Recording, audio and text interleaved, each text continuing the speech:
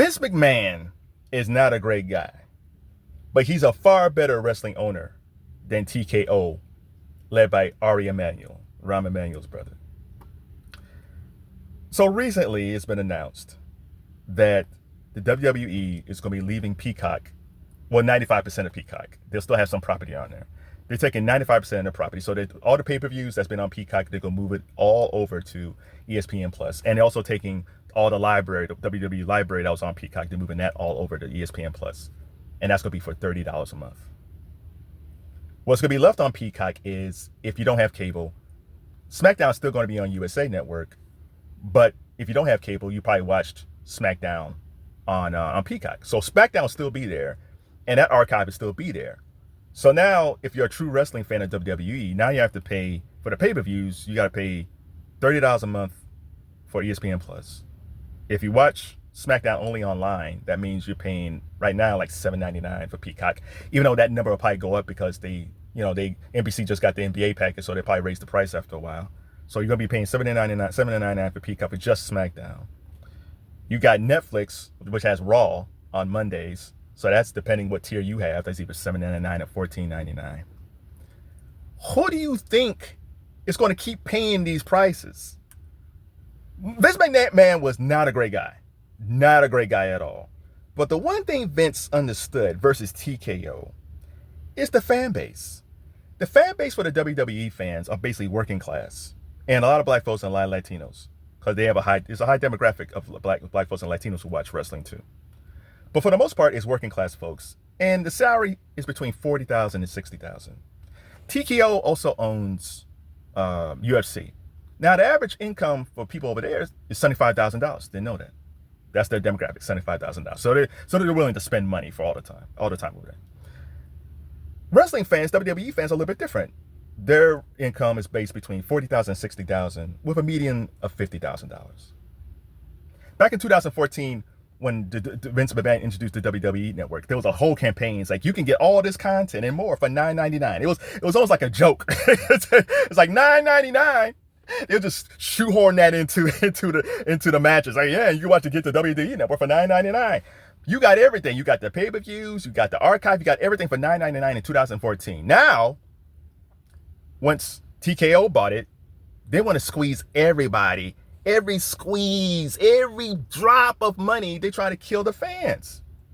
The things that Vince McMahon realized is that, yeah, I'm giving them this for $9.99, but that opens up more money for them if they want to go to Raw and SmackDown Live, if they want to go to the house shows, if they want to go to WrestleMania, SummerSlam, where the prices are actually higher.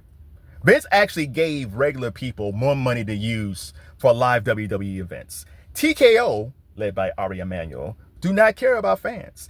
Ari Emanuel only cares about money. Money, money, money. That's all he cares about. And I don't know why. Like, you got Triple H there, right? And again, Triple H is the chief content officer or whatever. So I don't know if Triple H has a say-so or not. But Triple H knows how it went. And again, the move to Peacock was great.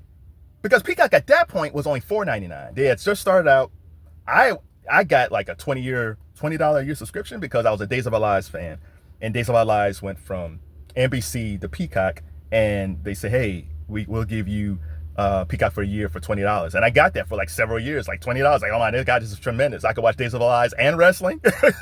I'm in heaven. And if you didn't have that, that was only $4.99 a month. And then they raised the price to $7.99. But still, that's still economical. But again, the only thing you had at that point was SmackDown was on Fox. Raw was on USA.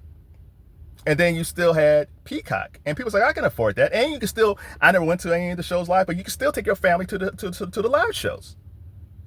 You can't do that now. People are now moving forward, so have to make a choice. Some people say, man, I got to get my car fixed. I got to pay this stuff on my kid. Like, I had surgery. I can't pay all this money. Something's going to have to be cut. And I bet you those WWE events is going to get hurt by this. Because people are going to say, damn, dude, I'm paying for Netflix for this. I don't even like ESPN Plus, but I'm paying it just because for the pay-per-views. Over here, man, I still, I like watching SmackDown because I don't have cable, so I got to pay this. Like, something's got to give. Listen, Ari Emanuel, you don't know me, man. You don't know me. You might think I'm the concierge. But I'm telling you, dude, You guys paid a lot of money for WWE, and you got a willing and loving fan base. But I'm telling you, if you keep on gouging them for this money, they're gonna start dropping out, and they might go over to some other wrestling organizations to watch them, or they might stop going to the live pay-per-view events, because that's where more of the money's being made. Because then you got popcorn and alcohol and drinks and all that stuff, and memorabilia. That's where the real money's at. But if you're not giving these people extra money to take with them to these events, they just showing up, watch the event, and leave. They don't have enough money to buy a t-shirt or a pennant or a program or a belt. So yeah, Vince McMahon, not a great guy. But because the wrestling fans, we miss him.